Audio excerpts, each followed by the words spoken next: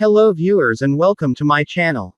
Today I'm gonna show you how to delete all posts in your Facebook profile. That means delete all of your posts on Facebook at once. So let's start without exaggerating. First you have to enter the Facebook app of your phone. Then click on your profile icon on the left. Then click on the three dots on the right along the middle of the page. Here you will see an option in the activity log. Enter this option.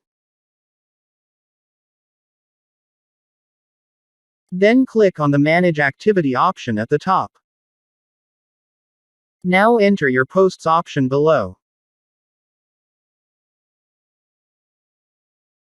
Here you can see all the posts in your Facebook profile. If you wish, you can select and delete some posts from here. Or you can delete all at once by clicking on All. I am now deleting all the posts together.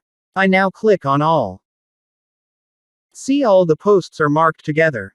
Now you click on the Trash option. Then click on the Move to Trash option. You can see all my posts have been deleted. Now I open my profile and show you that all my posts have been deleted properly. Thanks for watching. If you found this video helpful, we'd love it if you'd hit the thumbs up button below and subscribe to our channel.